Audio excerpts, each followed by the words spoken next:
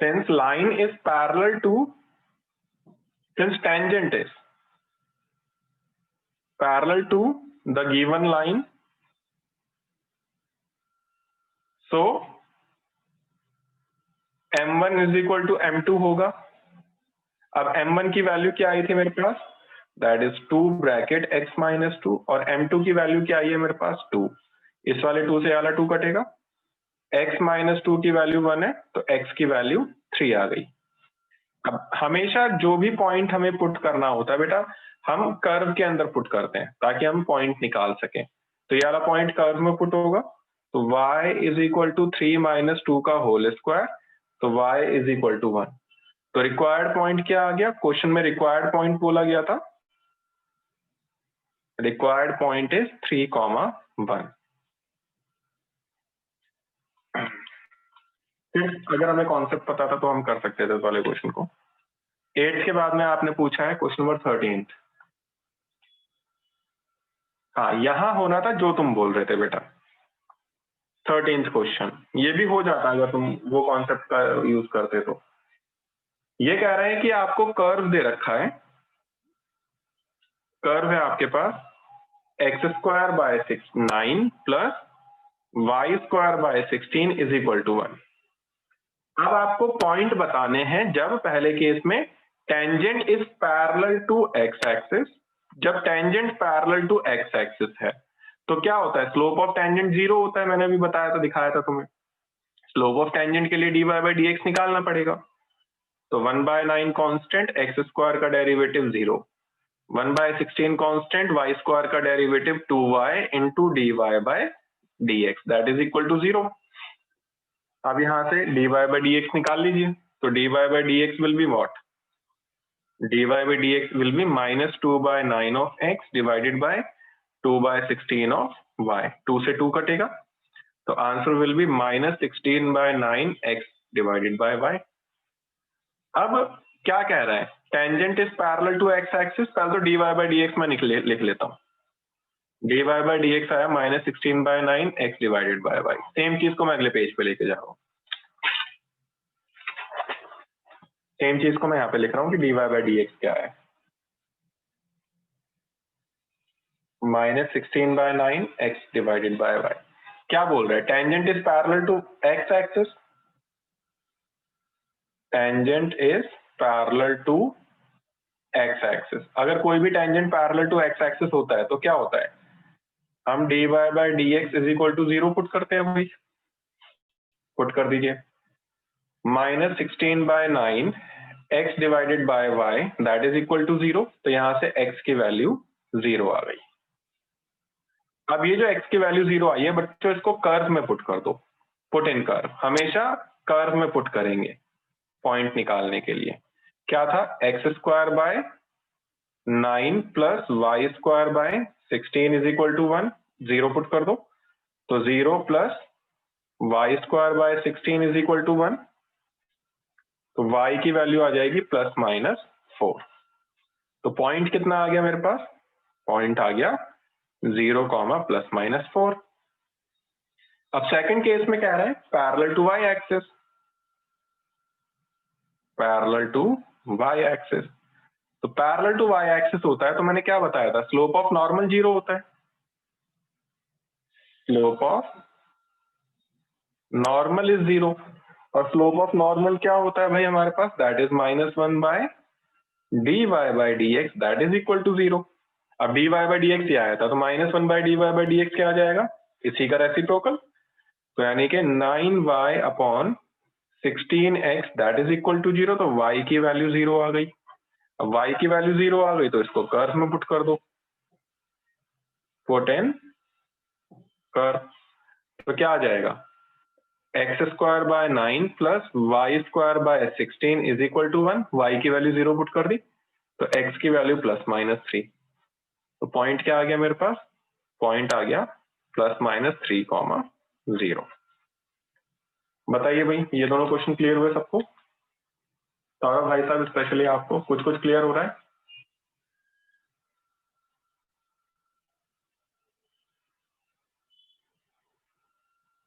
सौरभ जी, बेटा फॉर्मूले भी याद कर लिया करो तो और ज्यादा बेटर समझ में आएगी चीजें। तुम्हारा ही भला है, मेरा भी भला है। ठीक है, इसके बाद में तुम्हारा जो डाउट है दैट इज क्वेश्चन नंबर, ये मैंने बताया है कौन सा, दिस इज 13th। इसके बाद में 14th क्वेश्चन। 14th का कौन सा पार्ट भाई? 14th का 5th पार्ट। यस, 14th का 5th पार्ट देख लेते हैं। क्वेश्चन नंबर 14th का 5th पार्ट ये कह रहा है हमें equation of tangent and equation of normal दोनों निकालनी है। थोड़ा इंपॉर्टेंट क्वेश्चन है, थोड़ा ध्यान से देखिएगा, बोर्ड में आने के चांस है इसके, क्योंकि थोड़ा डिफरेंट है। ये कह रहा है x की वैल्यू तुम्हारे पास है cos t एंड y की वैल्यू तुम्हारे पास है sin t at t is equal to π/4। तो सबसे पहले आप स्लोप ऑफ टेंजेंट निकालो, तो dx बाई dt कितना आएगा? डिफरेंशिएट करेंगे तो minus sine t, and dy by dt कितना आएगा? That is cos t। अब dy बाई dx निकाल लीजिए, that is equal to dy by dt whole divide by dx by dt। dy by dt cos t है और dx by dt minus sine t है, तो ये आ जाएगा minus cot t। अब हमें dy बाई dx निकालना है एट अ गिवन पॉइंट। अब गिवन पॉइंट क्या होगा भाई? t की वैल्यू π/4 पुट कर दीजिए, that is equal to minus cos π/4 that is equal to -1।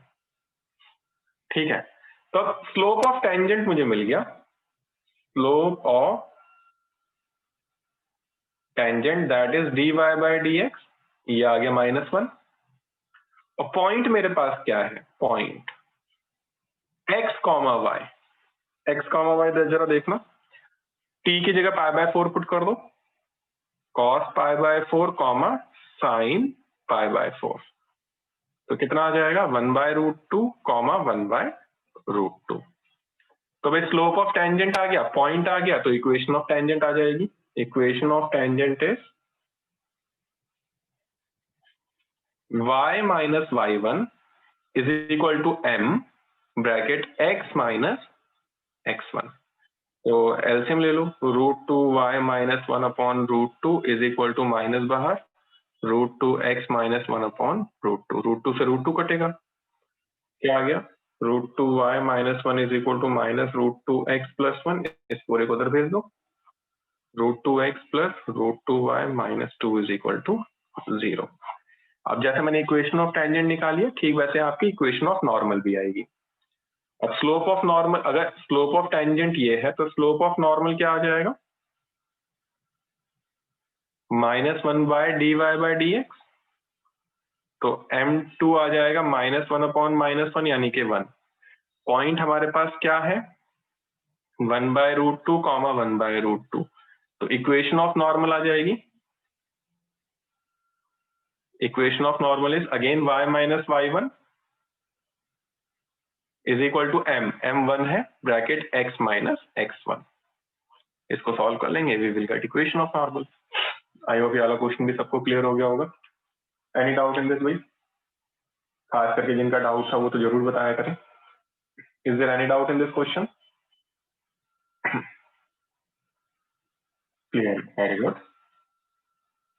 बहुत बढ़िया।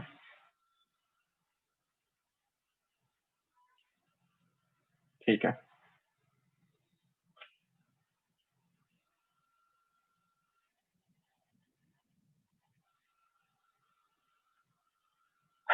इसके बाद में जो तुम लोगों ने बोला है मैंने आपको बता दिया है भाई, 14वां भी बता दिया है, 13वां भी हो गया है। 9, 16 से लेकर 25 तक, तो 16 से लेकर 25 तक तो सारे नहीं बताऊंगा मैं बता रहा हूँ कौन कौन से बता रहा हूँ।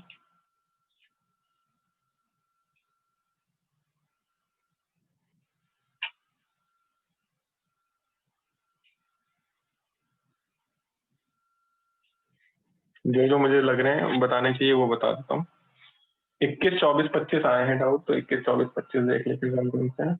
यस, 21, 24, 25 में सारे कवर हो जाएंगे। 21, 24, 25 देख रहे हैं, इसमें तुम्हारे सारे कवर हो जाएंगे।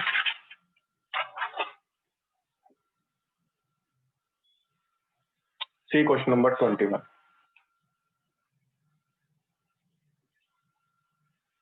ये कह रहा है find the equation of normal. भाई कर्व है तुम्हारे पास y is equal to that is x³ plus 2x plus 6। इस पे जो नॉर्मल है ना, normal is parallel to the line, normal is parallel to, किस लाइन के पैरेलल है, x plus 14y plus 4 is equal to 0। तो मुझे इक्वेशन ऑफ नॉर्मल निकालनी है इस कर्व पे। तो कैसे करेंगे भाई, पहले इस वाली कर्व से dy बाई डी एक्स निकालेंगे, that will be the slope of tangent. Slope of tangent से फिर स्लोप ऑफ नॉर्मल निकाल लेंगे -1 by dy by d x करके, तो स्लोप ऑफ नॉर्मल आ जाएगा। फिर यहां से स्लोप ऑफ लाइन निकाल लेंगे, लाइन का स्लोप -a बाई बी करके भी कर सकते हैं और dy बाई डी एक्स निकाल के भी कर सकते हैं।